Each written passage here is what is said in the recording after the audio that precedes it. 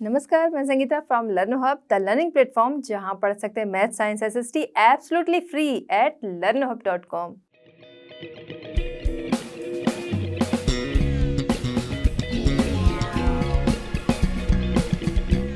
बच्चों, आज हम डिस्कस करेंगे NCERT solutions for class 9। Topic हमारा है electoral politics, question number 6 to 11।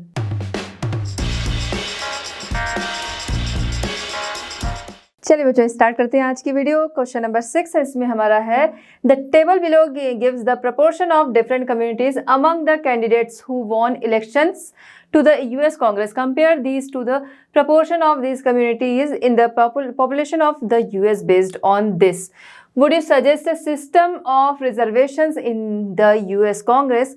If yes, why? And for which communities? If no, why no? Question हमारा यहाँ पे क्या है कि यूएस कांग्रेस में के किसी इलेक्शन में जो जीते हुए लोग थे वो उनके बारे में है कि डिफरेंट कम्युनिटीज़ से थे। अब आपको कंपेयर करना है कि वहाँ पर जो डिफरेंट कम्युनिटीज़ के जो पॉपुलेशन है वो और यूएस कांग्रेस में जो लोग जीते हैं उसमें उनका अनुपात क्या है, आपको कंपेयर करना है और उसके बेस पे आपको बताना है कि क्या वहाँ पर रिजर्वेशन ज़रूरी है डिफरेंट कम्युनिटीज़ के लिए या फिर नहीं है। अगर है तो किन के लिए है और अगर नहीं है तो क्यों नहीं है, आपको आंसर करना है। चलिए सबसे पहले हम लोग कंपेयर करेंगे, उसके बाद बताएंगे कि रिजर्वेशन जो है वो वहाँ पर होना चाहिए या नहीं, ये हमको सजेस्ट करना है, और उसके बाद बताएंगे कि किन के लिए होना चाहिए अगर है, अगर नहीं है तो क्यों नहीं है। चलिए कंपेयर करते हैं। सबसे पहले क्या है यहाँ पर ब्लैक्स, हिस्पैनिक्स एंड वाइट्स, ये क्या है डिफरेंट कम्युनिटीज़ है, ठीक है।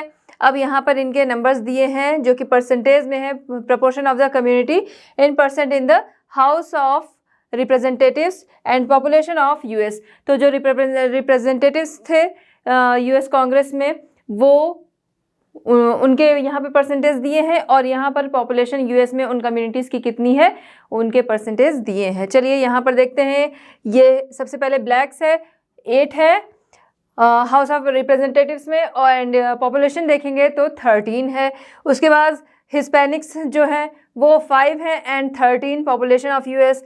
वाइट्स जो हैं वो हाउस ऑफ रिप्रेजेंटेटिव्स में 86 हैं एंड पॉपुलेशन ऑफ यूएस में 70 हैं। अब अगर इसे हम कंपेयर करते हैं तो बहुत ज़्यादा फ़र्क हमें दिख रहा है। तो डिफरेंट कम्युनिटीज़ जो हैं अगर आप देख रहे हैं तो वाइट्स जो हैं उनको प्रेफरेंस लगता है कि ज़्यादा दी गई है, ठीक है, क्योंकि उनके हाउस ऑफ रिप्रेजेंटेटिव्स जो हैं वो 86% है एंड पॉपुलेशन ऑफ यूएस जो है वो 70% है। तो यहाँ पर क्या देख के लग रहा है कि हाँ वहाँ पर रिजर्वेशंस की ज़रूरत है। तो हम जो सजेस्ट करेंगे, हम क्या सजेस्ट करेंगे, वहाँ पर रिजर्वेशन सिस्टम जो है उसकी ज़रूरत है। और किन के लिए है अगर ये देखेंगे हम तो ब्लैक्स एंड हिस्पैनिक्स जो हैं उनके नंबर्स जो हैं वो उनके परसेंटेज जो हैं वो बहुत कम है। वाइट्स जो हैं वो 86 एंड 70 के साथ काफ़ी ज़्यादा है। तो यहाँ पर हम रिजर्वेशन सजेस्ट करेंगे और किन के लिए करेंगे, ब्लैक्स एंड हिस्पैनिक्स के लिए हम रिजर्वेशन सजेस्ट करेंगे। आइए आंसर देखते हैं। Yes, the system of reservations in the US Congress should be present for black and Hispanics. Their representation is the US Congress lower than whites who are in majority in the US। तो हम यहाँ पे table में हमको साफ दिख रहा है कि जो वाइट्स हैं उनकी मेजॉरिटी काफ़ी ज़्यादा है और जो हिस्पैनिक्स एंड वाइट्स ब्लैक्स हैं वो काफ़ी कम है, इसलिए रिजर्वेशन सिस्टम जो है वो इनके लिए वहाँ पर होना चाहिए। चलिए बच्चों देखते हैं क्वेश्चन नंबर 7। क्वेश्चन नंबर 7 हमारा है, can we draw the following conclusions from the information given in this chapter, give 2 facts to support your position for each of these. Question हमारा यहाँ पे क्या है, can we draw the following conclusion. आपके सामने कुछ स्टेटमेंट्स दिए गए हैं, आपको बताना है इसके आधार पर क्या कंक्लूजन निकाल रहे हैं आप। स्टेटमेंट्स आपको देखना है कि आप इससे कोई कंक्लूजन निकाल सकते हैं, आपको बताना है और अपने आंसर के बारे में आपको 2 फैक्ट्स जो हैं वो बताने हैं। चलिए समझते हैं। इसमें ए है, election commission of India does not have enough power to conduct free and fair election in the country. तो यहाँ पर क्या है, इलेक्शन कमीशन जो इंडिया में जो है उसके पास इतनी पावर नहीं होती है कि वो फ्री और फेयर इलेक्शन करा सके। तो ये जो स्टेटमेंट है, अगर हम इस पे बात करें तो ये स्टेटमेंट जो है वो फॉल्स कहा जाएगा। और इससे कंक्लूजन क्या निकलेगा कि ये जो स्टेटमेंट है ये फॉल्स है। इसके बारे में अगर फैक्ट देने हो तो इंडिया में इलेक्शन कमीशन जो है उसके पास इतनी पावर होती है कि वो फ्री और फेयर इलेक्शन कंडक्ट करा सकता है और वो कराता है। इसके साथ ही बात करें कि इलेक्शन कमीशन जो है आचार संहिता बनाता है, कोड ऑफ कंडक्ट इशू करता है, जारी करता है, और जो उसका उल्लंघन करते हैं उन्हें क्या करता है, पनिश भी करता है। इसके अलावा इलेक्शन कमीशन जो है जब इलेक्शन हो रहे होते हैं, जो इलेक्शन ऑफिसर्स होते हैं वो काम कर रहे होते हैं किसके लिए, इलेक्शन कमीशन के लिए काम कर रहे हैं, न कि गवर्नमेंट के लिए। गवर्नमेंट सर्वोच्च है, उसकी बात जो होती है वो लोगों को माननी होती है। लेकिन जिस समय इलेक्शन हो रहे होते हैं, इलेक्शन ऑफिसर्स जो होते हैं वो किसके लिए काम कर रहे होते हैं, वो काम कर रहे होते हैं इलेक्शन कमीशन के लिए, क्योंकि इलेक्शन कमीशन जो है वो स्वतंत्र रूप से काम करता है, उसकी अपनी पावर होती है। This is wrong because the election commission in India is capable of conducting free and fair election. ये हमारा कंक्लूजन निकला। फैक्ट्स क्या है, election commission issue code of conduct and also punishes Walter's. During election duty, the election officer works under the election commission and not under the government। तो duty के time क्या होता है, इलेक्शन ऑफिसर जो होते हैं वो इलेक्शन कमीशन के अंडर में काम करते हैं, न कि गवर्नमेंट के। चलिए अब हम देखते हैं इसमें बी हमारा है, there is a high level of popular participation in the election in our country. हमारी कंट्री में हाई पार्टिसिपेशन होता है इलेक्शन में लोगों का। तो ये इससे कंक्लूजन क्या निकलता है कि हाँ ये सही है। और इसलिए क्योंकि डे बाय डे हम देख रहे हैं जैसे जैसे समय बढ़ रहा है, समय के साथ लोगों की वोटिंग परसेंटेज जो है वो बढ़ा है। और इसके साथ ही हम देखें लोगों की एक्टिविटीज़ जो है, पार्टिसिपेशन जो है वो क्या है, इलेक्शंस में वो भी बढ़ा है। आइए देखते हैं पॉलिटिक्स में बढ़ा है। This can be said to be correct as the voting percentage has increased over the years. समय के साथ जैसे जैसे समय बीत रहा है, समय के साथ अगर हम कहें तो वोटिंग परसेंटेज क्या है, बढ़ा है। People's interest and participation in electoral activities has increased. लोगों का पार्टिसिपेशन और एक्टिविटीज़ जो है इलेक्टोरल एक्टिविटीज़ जो हैं उसमें बढ़ा है। तो इसे हम कह सकते हैं कि ये जो हमें स्टेटमेंट दिया गया है इससे कंक्लूजन क्या निकलता है कि ये सही है। और इसके जो फैक्ट्स हैं वो हमारे सामने कि समय के साथ वोटिंग परसेंटेज बढ़ा है, लोगों की पार्टिसिपेशन, लोगों का इंटरेस्ट जो है वो इलेक्टोरल एक्टिविटीज़ में बढ़ा है। अब हम देखते हैं इसका नेक्स्ट पार्ट। चलिए बच्चों हम देखते हैं क्वेश्चन नंबर 7 का सी इसमें है, it is very easy for the party in power to win an election. ये बहुत इजी है, आसान है कि जो पार्टी रूलिंग पार्टी है वो इलेक्शन जीत जाए। तो इससे हम कंक्लूजन क्या निकालेंगे कि ये फैक्ट जो है वो स्टेटमेंट जो है वो गलत दिया है। सही क्या है कि हमने देखा है जो रूलिंग पार्टी होती है वो भी इलेक्शन हारती है। मतलब पब्लिक का जो मूड है, पब्लिक जिसे समझती है उसे ही चुनती है। ऐसा नहीं कि जो रूलिंग पार्टी है वही जीते। ऐसा हमने अपनी कंट्री में भी देखा है कि कोई पार्टी जो है वो लंबे टाइम से रूल कर रही है, बट किसी इलेक्शन में क्या हुआ कि उनकी हार हो गई, फिर कोई और पार्टी आ गई। अब जब कोई और पार्टी जो आ गई वो रूल कर रही, फिर इलेक्शंस हुए, कोई और पार्टी आ गई। तो मतलब इस तरीके से जो है चलता रहता है। ऐसा नहीं कि जो पार्टी रूल कर रही है, जो पार्टी राज कर रही है वही आगे जीतेगी। This is wrong because in an election are the ruling party also loses the elections. उसके अलावा it has been seen that even after spending a lot of money in elections the candidates lose. तो कई बार ऐसा भी देखा गया कि बहुत सारे कैंडिडेट्स जो होते हैं वो बहुत सारा पैसा खर्च करते हैं। पैसा खर्च करना इवन कि अगर हम बात करें कि पैसे खर्च करते हैं, मतलब वो जाके लोगों के बीच में जाते हैं, कुछ सामान जो है लोगों को कुछ चीज़ें देती हैं, जैसे कपड़े दे दिए या फिर मनी लोगों के बीच में दे रहे हैं। तो वो क्या है, वो एक तरह से रिश्वत है जिसके लिए जो कि इलेक्शन कमीशन की तरफ से जिसकी मनाही ही है, बट चोरी छिपे लोग ये काम कर लेते हैं। गाँव में बड़े स्तर पे होता है, सिटीज़ में भी बहुत बड़े स्तर पे होता है, बट सिटीज़ में थोड़ा सा चोरी छिपे ये काम ज़्यादा होते हैं। बट लोग उनसे चीज़ें तो ले लेते हैं, चाहे वो मनी दे रहे हैं चाहे सामान दे रहे हैं, सामान भी दे रहे हैं उसमें भी पैसे खर्च कर रहे हैं, तो वो अच्छा खासा मनी जो है वो खर्च करने के बाद भी बहुत सारे कैंडिडेट्स जो होते हैं वो हार जाते हैं। क्यों? क्योंकि लोग तो उनसे सामान ले लेते हैं, लेकिन जब उन्हें वोट करना होता है तो अपने मूड के अकॉर्डिंग, अपने चॉइस के अकॉर्डिंग ही जाकर वो वोट करके आते हैं। डी हम देखते हैं, many reforms are needed to make our elections completely free and fair. हमारे इलेक्शंस जो हैं वो कम्प्लीटली फ्री एंड फेयर कराने के लिए उसमें बहुत सारे सुधार ज़रूरी हैं।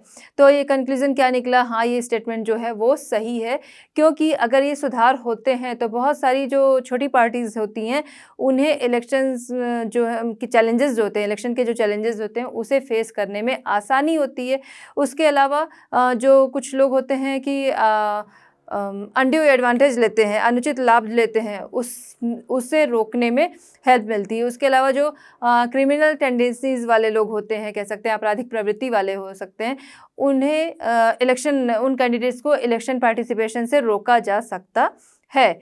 Yes, correction is necessary as some candidates take undue advantage when money is high. लोगों के पास मनी ज़्यादा है तो लोग क्या करते हैं, मनी के बल पर कई बार क्या होता है, अवांछित लाभ जो होते हैं, अनड्यू एडवांटेज जो होते हैं वो ले सकते हैं। तो सुधार जो ज़रूरी होगा उससे क्या होगा, कंट्रोल जो इलेक्शन कमीशन है उसका कंट्रोल लोगों पे ज़्यादा बढ़ेगा, उनकी निगरानी ज़्यादा की जाएगी, जिससे जो छोटी पार्टीज़ हैं वो भी आसानी से उन चैलेंजेस को फेस कर सकेंगी, और जो candidates with criminal tendencies will be debarred from contesting election. जो क्रिमिनल टेंडेंसीज वाले लोग हैं वो इलेक्शन से डिबार्ड कर दिए जाएंगे, हटा दिए जाएंगे। क्यों? जितना वो इलेक्शन कमीशन की बात है, अगर वो उसमें सुधार हो रहे हैं और जितना ही वो सख्त होता जाएगा, उसके रूल्स जो हैं सख्त होते जाएंगे, उतनी ही लोगों को आसानी होगी जो सही तरीके से इलेक्शन लड़ेंगे, चाहे वो छोटी पार्टीज हो या बड़ी हो।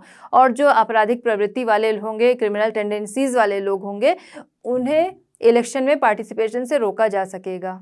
चलिए बच्चों, देखते हैं क्वेश्चन नंबर 8। क्वेश्चन नंबर 8 हमारा है, Chinnappa was convicted for torturing his wife for dowry. Satvir was held guilty of participating untouchability. The court did not allow either of them to contest elections. Does this decision go against the principles of democratic elections?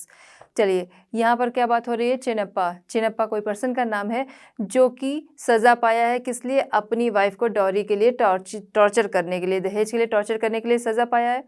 वहीं दूसरी तरफ हम देखते हैं सतवीर जो है वो छुआछूत मानने का दोषी पाया गया है। कोर्ट ने इन दोनों के इलेक्शन कॉन्टेस्ट में पार्टिसिपेशन से मना कर दिया है। क्या कोर्ट का जो ये फैसला है ये डेमोक्रेटिक इलेक्शंस के अगेंस्ट जाता है? अगर हम इसकी बात करें तो कोर्ट का जो फैसला है वो क्या है, वो पूरी तरह से फेयर कहा जाएगा। क्यों? क्योंकि जो ऐसे काम कर रहा है, दहेज लेना ही जुर्म है, और यहाँ पर वो क्या कर रहा है, दहेज के लिए अपनी वाइफ को टॉर्चर कर रहा है, यानी वो अपनी फैमिली की रिस्पेक्ट नहीं करता है। ठीक, वो कानून को भी नहीं मानता, वो अपनी फैमिली की रिस्पेक्ट भी नहीं करता है। वहीं सतबीर की बात करें तो सतबीर क्या कर रहा है, अनटचेबिलिटी का दोषी पाया गया है। अनटचेबिलिटी जैसी चीज़ जो है समाज से पूरी तरह खत्म करने की बात हो रही, वहीं वो अनटचेबिलिटी मानने का दोषी, छुआछूत मानने का दोषी पाया गया है। तो जो अपनी फैमिली की रिस्पेक्ट नहीं कर रहा है, जो अपने आसपास के लोगों की रिस्पेक्ट नहीं कर रहा है, वो इलेक्शन लड़ के बाकी पूरे समाज का क्या भला करेगा, और ऐसे लोग जो हैं वो हॉनरेबल सिटीज़न जो है वो साबित नहीं होते हैं। तो कोर्ट का जो भी फैसला है कि इन्हें इलेक्शन कॉन्टेस्ट में पार्टिसिपेट ना करने दिया जाए, वो बिल्कुल क्या होगा, फेयर होगा। तो बच्चों, अगर इस क्वेश्चन की बात करें तो इसके आंसर जो है वो आप अपने से ही लिख सकते हो। क्यों? क्योंकि इसे पढ़ने की ज़रूरत नहीं है, इसको आप अपने से समझ सकते हो कि क्या चीज़ सही है और क्या चीज़ गलत है। जो इनके काम रहे हैं, चाहे सतबीर के या चिन्नप्पा के, ये दोनों काम क्या रहे, दोनों काम ही समाज के खिलाफ हैं। जो हमारा सोशल इन्वायरमेंट है उसको ये क्या करते हैं, बिगाड़ते हैं। जो हमारे रूल्स हैं उन्हें ये बिगाड़ते हैं। तो ये दोनों ही को इलेक्शन कॉन्टेस्ट में पार्टिसिपेशन से अगर रोका जा रहा है तो ये बिल्कुल ही फेयर डिसीजन है। This is a fair decision. This decision does not go against the democratic elections at all. Democratic election, लोकतांत्रिक इलेक्शन, उसका ये मतलब नहीं है कि कोई कुछ भी कर सकता है। डेमोक्रेटिक कंट्री है तो हम कुछ भी कर सकते हैं, कुछ भी बोल सकते हैं, लेकिन हर चीज़ एक लिमिट के अंदर है, हर चीज़ के रूल्स हैं, उसी के अकॉर्डिंग चलना होगा। ऐसा नहीं कि कोई कुछ भी कर सकता है, डेमोक्रेटिक कंट्री है, तो उसके ये अगेंस्ट बिल्कुल नहीं जाता है फैसला।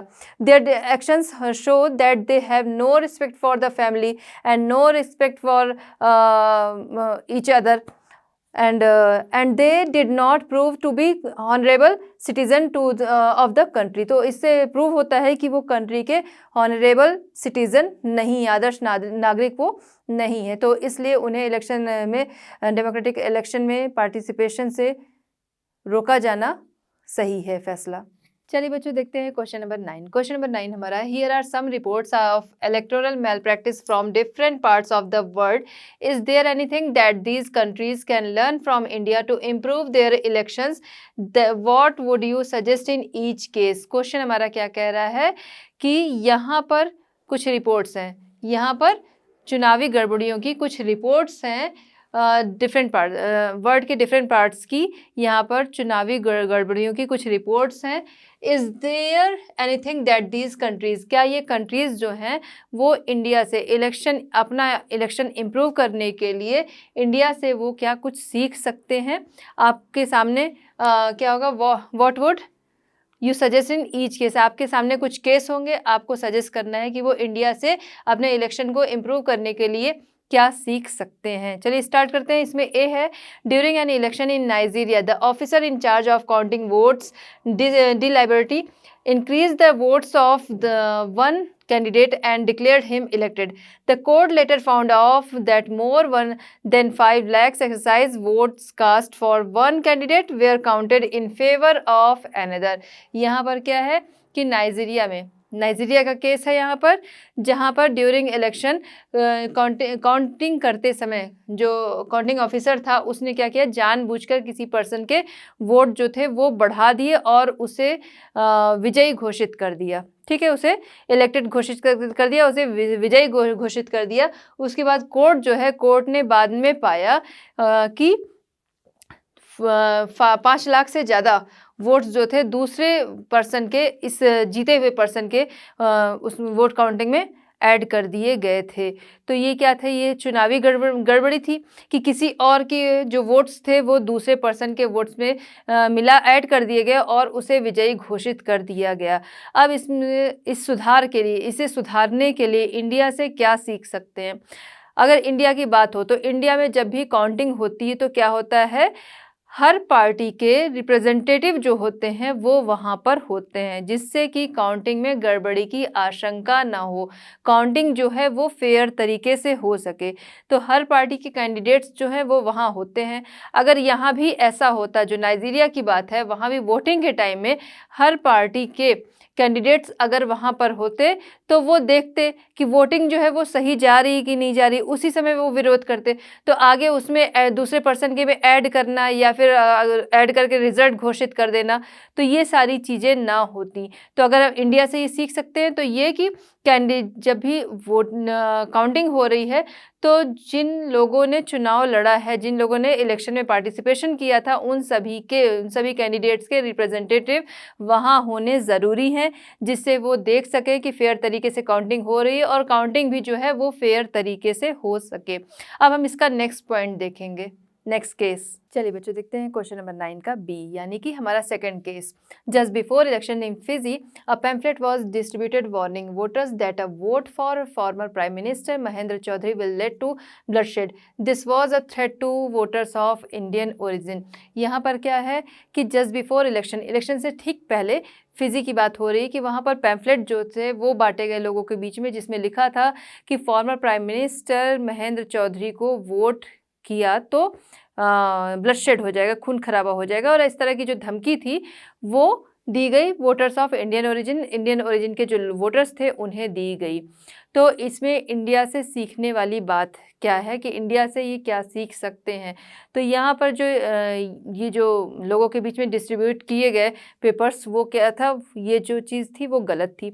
इसके लिए इंडिया से यही सीख सकते हैं कि अगर ऐसे केस होते तो इलेक्शन कमीशन क्या करता है, इन्वेस्टिगेट करता है और ऐसे पार्टी या फिर कैंडिडेट को डिसमिस कर दिया जाता है। सेम चीज़ फिजी में होनी चाहिए कि जो भी ऐसा करता है, जो भी इस तरह के पैम्फलेट बंटवा रहा है, उसे क्या करना चाहिए, उसके खिलाफ उसके लिए उसका इन्वेस्टिगेशन कराना चाहिए और अगर कोई भी पार्टी या कैंडिडेट जो भी दोषी पाया जाता है उसे डिसमिस कर दिया जाना चाहिए। ठीक है, नेक्स्ट हम देखते हैं C. In the US each state has its own method of voting, its own procedure of counting and its own authority for conducting elections. ठीक, authorities in the state of Florida took many controversial decisions that favored Mr. Bush in the presidential election in 2000, but no one can change those decisions.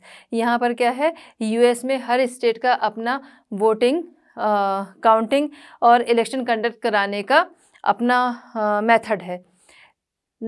इसमें यहाँ पर क्या है, 2000 presidential election in 2000 में presidential election 2000 में authorities जो हैं state of Florida के स्टेट में अथॉरिटीज़ जो हैं उन्होंने मिस्टर बुश के फेवर में बहुत सारे कंट्रोवर्शियल डिसीजन लिए जिन्हें कोई भी चेंज नहीं कर सकता। तो यहाँ पर कंट्रोवर्शियल डिसीजन लिया गया और उसे कोई चेंज नहीं कर सकता, ये गलत है। अगर इंडिया से सीखने वाली बात यहाँ पर है तो इलेक्शन कमीशन क्या करता है, इलेक्शन कमीशन इसके अगेंस्ट एक्शन लेता। इलेक्शन कमीशन जो भी काम करेगा, यहाँ पर क्या है कि उन्होंने जो भी कंट्रोवर्शियल डिसीजंस ले लिए वो कोई भी चेंज नहीं कर सकता। बट इलेक्शन कमीशन जो होता है वो पॉलिटिकल इन्फ्लुएंस में काम नहीं करता, वो स्वतंत्र होकर काम करता है। इलेक्शन कमीशन का काम है इंडिपेंडेंटली काम करना, स्वतंत्र होकर काम करना, न कि किसी के फेवर में काम करना, न कि किसी के इन्फ्लुएंस में काम करना। ठीक है, election commission should be such that B free from political influence.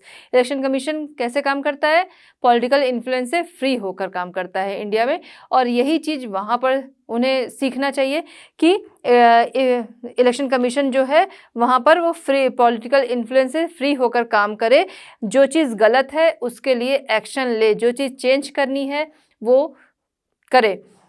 If we see the election commission in India is free from political influence. India में अगर हम देखें तो वहाँ पर पॉलिटिकल जो इलेक्शन कमीशन है वो पॉलिटिकल इन्फ्लुएंस से फ्री होकर काम करता है।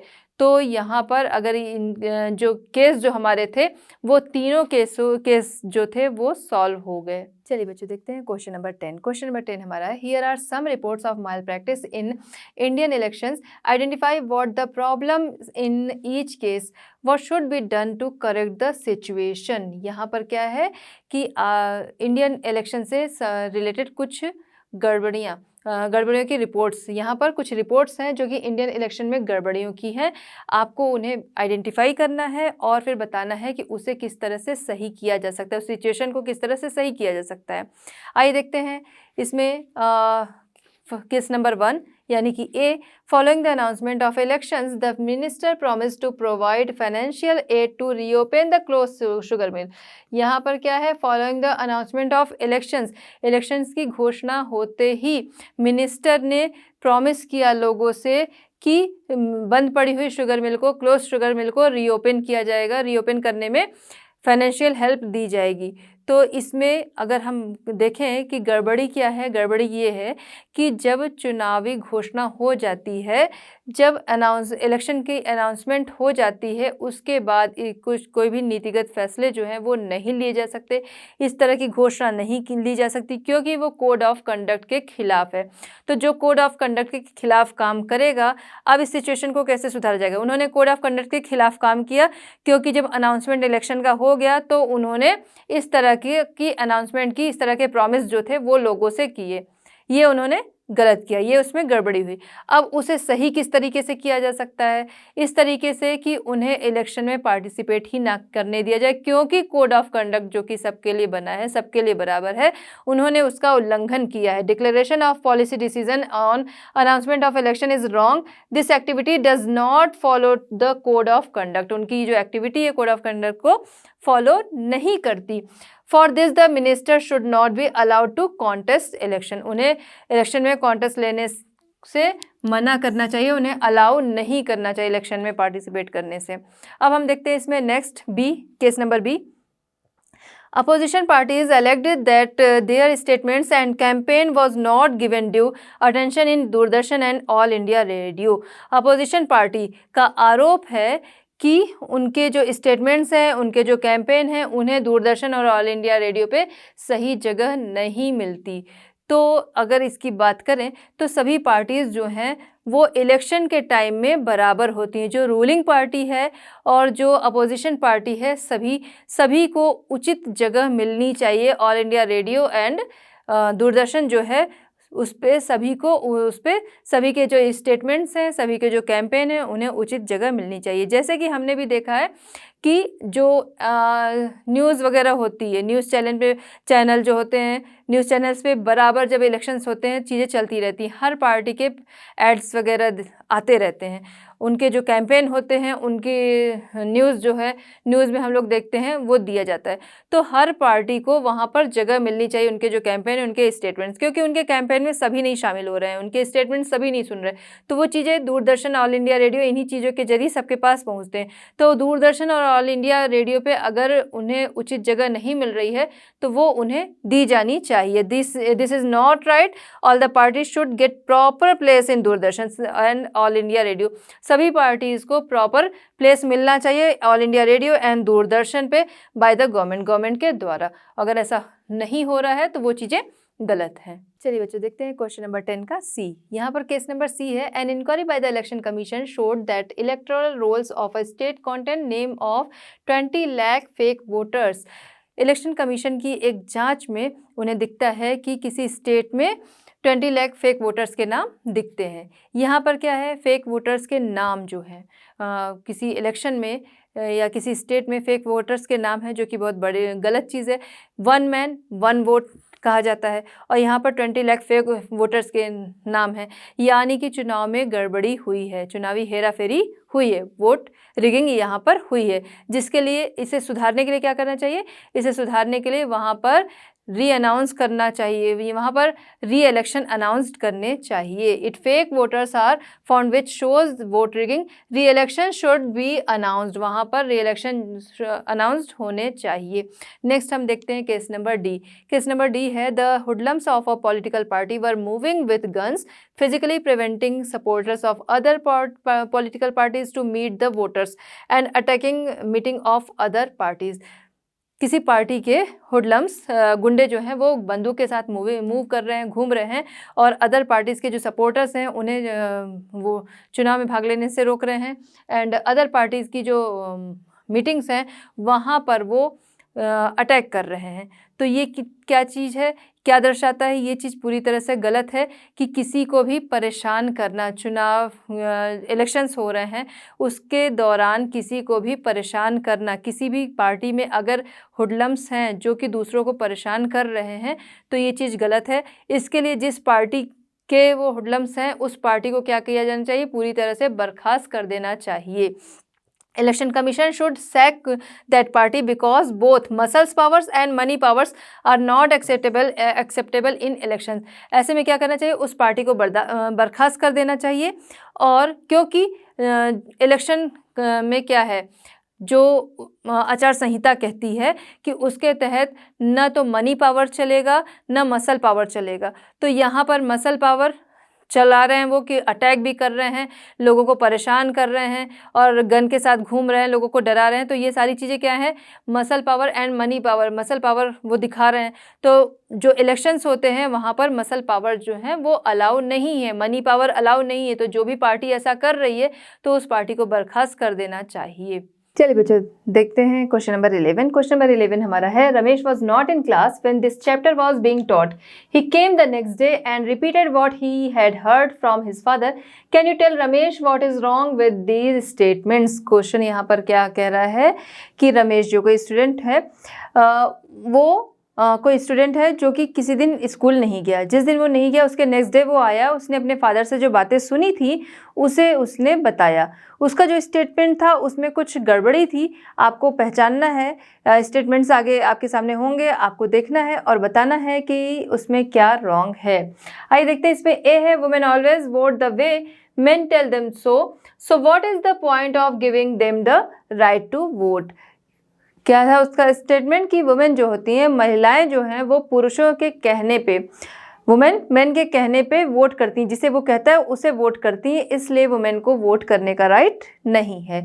तो उसके स्टेटमेंट में क्या गलत है?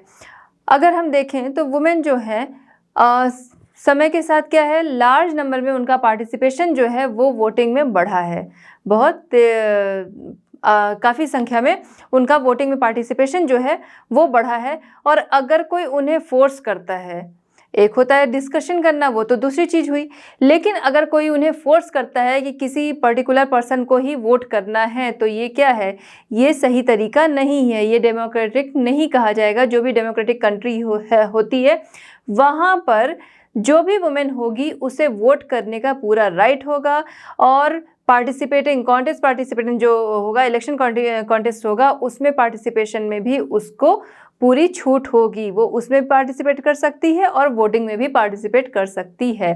तो यहाँ पे जो स्टेटमेंट कि वुमेन को वोट करने का राइट नहीं है, या फिर वो पुरुषों के कहने के अनुसार ही वोट करती हैं, तो ये जो स्टेटमेंट है ये रॉन्ग है, क्योंकि उन्हें वोट करने का पूरा राइट है। जो वुमेन है उन्हें वोट करने का पूरा राइट है, और जहाँ भी उन्हें फोर्सफुली किसी को भी वोट ज़बरदस्ती कराया जाता है तो ये चीज़ क्या है, रॉन्ग है। उन्हें पूरा अधिकार है कि वो वोट भी करें और इलेक्शन कॉन्टेस्ट में पार्टिसिपेट भी करें। चलिए बच्चों देखते हैं 11 का बी क्या है statement. Party politics create tension in society, election should be decided by consensus by competition. यहाँ पर क्या है, पार्टी पॉलिटिक्स क्या करती है, क्रिएट करती है सोसाइटी में टेंशन। पार्टी पॉलिटिक्स सोसाइटी में टेंशन क्रिएट करती है, और चुनावी फैसले जो हैं, इलेक्शन डिसाइडेड बाय कॉन्सेंसस, जो चुनावी फैसले हैं वो लोगों की सहमति से लिए जाने चाहिए, और उन लोगों में कोई कंपटीशन नहीं होना चाहिए। अब इस स्टेटमेंट पे आते हैं, इसमें क्या गड़बड़ी है। सबसे पहले चीज़ कि पार्टी पॉलिटिक्स क्रिएट करती है टेंशन सोसाइटी में, तो हाँ ये बात सही है, पार्टी पॉलिटिक्स जहाँ होती है वो सोसाइटी में टेंशन क्रिएट करती है। बट आगे क्या है कि चुनावी फैसले जो होते हैं वो लोगों की सहमति से लिए जाएं। तो जो भी फैसले होते हैं उसमें ज़रूरी नहीं कि हर कोई सपोर्ट में है, हर कोई सहमत है उसके लिए, हर कोई सपोर्ट में, ऐसा कोई ज़रूरी नहीं है। हाँ, मेजॉरिटी ज़रूर देखी जाती है, किसी भी चीज़ के लिए कोई भी फैसले लेने हैं तो उसमें मेजॉरिटी ज़रूर देखी जाएगी, बट ज़रूरी नहीं कि सभी उसमें सहमत हो। और कंपटीशन नहीं होना चाहिए, ये स्टेटमेंट जो है वो रॉन्ग है, क्योंकि लोगों के बीच में अगर कंपटीशन होगा, कंपटीशन क्या है, कंपटीशन होना ज़रूरी है। कंपटीशन होने से काम जो भी होते हैं वो ज़्यादा अच्छी तरह से हो सकते हैं। क्यों? क्योंकि जब लोगों के बीच में कंपटीशन होगा तो हर कोई उसमें आगे निकलना चाहेगा। जो इस समय जो रूल कर रहा होगा, जो भी लोग होंगे उनके मिनिस्टर्स वगैरह, तो सभी क्या होंगे, अच्छे काम कराएंगे जिससे कि वो पार्टी में बने रहें और आगे फिर से इलेक्शंस में वो आ सकें। तो कंपटीशन जो है वो बहुत ही ज़रूरी है। कंपटीशन एक अच्छी चीज़ है जिससे कि कई बार बहुत अच्छे काम भी हो जाते हैं, लोग ना भी करना चाहें। कुछ ऐसे लोग भी होंगे, कुछ ऐसे पर्सन जो लोक हित में वो कार्य नहीं करना चाहते हैं, लोगों की भलाई के लिए वो काम नहीं करना चाहते, लेकिन कंपटीशन है इसलिए वो काम वो करेंगे। तो उससे क्या होगा कि कई काम समाज में, सोसाइटी में कई काम अच्छे हो जाते हैं कंपटीशन की ही वजह से। This is true that politics create tension in the society, but in elections it is not necessary that everyone agrees in the decisions. ठीक है, competition is good in politics because politicians compete in keeping their promises and in this competition and in making yourself look your best, many beneficial things are done। तो उसमें क्या होता है, बहुत सारी beneficial चीज़ें जो होती हैं इसी वजह से कंप्लीट हो जाती हैं, कंपटीशन की ही वजह से। आइए देखते हैं नेक्स्ट हम statement C. Only graduates should be allowed to stand as candidates for elections. देखिए यहाँ पर क्या है कि सिर्फ ग्रेजुएट्स जो हैं उन्हें ही इलेक्शन में खड़े होने का हक है, तो उन्हें ही बस अलाउ होना चाहिए। तो ये जो स्टेटमेंट है अगर हम इसकी बात करें तो मतलब क्या है यहाँ पर, यानी जो ग्रेजुएट नहीं है वो इलेक्शन में स्टैंड नहीं करता है। तो ये जो स्टेटमेंट है इसमें गड़बड़ी ये है कि इलेक्शन में जो भी खड़ा हो रहा है आगे वो जीतेगा, वो क्या काम करेगा, लोगों के हित के लिए काम करेगा, जिससे लोगों का बेनिफिट हो, ऐसे काम उसे करने हैं, उसके लिए वो इलेक्शन लड़ रहा है। तो लोगों के अच्छे काम के लिए, लोगों का अच्छा करने के लिए किसी डिग्री की ज़रूरत नहीं होती है, उसके लिए एक अपना एक्सपीरियंस होता है और इंसान की अपनी क्वालिटी होती है, उसके लिए ज़रूरी नहीं कि डिग्री चाहिए। तो केवल ग्रेजुएट जो है वही इलेक्शन लड़ सकते हैं, ये गलत है, क्योंकि बाकी लोग भी लड़ सकते हैं, इलेक्शन में खड़े हो सकते हैं। लेकिन हाँ, एजुकेशन जो है वो अच्छी चीज़ है, जो एजुकेटेड है अच्छी बात है, कोई एजुकेटेड आ रहा है इलेक्शन में खड़ा हो रहा है वो अच्छी चीज़ है, लेकिन सिर्फ जो ग्रेजुएट है वही इलेक्शन में खड़ा हो सकता है, ये स्टेटमेंट जो है वो रॉन्ग है। This statement means that those people who are not graduates should not be allowed to contest. It is not necessary to have educational qualification to understand the needs of the people to represent their interests. ठीक है, तो ज़रूरी नहीं कि जो graduate नहीं है वो चीज़ों को नहीं समझेगा। It is good for candidates to be educated but only graduate should be given the right to contest elections, it will be undemocratic. तो अगर ऐसा होता है कि रोक दिया जाता है किसी को जो ग्रेजुएट नहीं है, तो ये क्या होगा, अनडेमोक्रेटिक होगा। क्यों? क्योंकि एक्सपीरियंस की ज़रूरत होती है, क्वालिटी की ज़रूरत होती है, ना कि किसी डिग्री की ज़रूरत होती है। तो बच्चों, इस तरह हमारा चैप्टर होता है कंप्लीट। मिलते हैं next chapter and next solution के साथ at Learno Hub. Learno Hub free है पर बेस्ट है।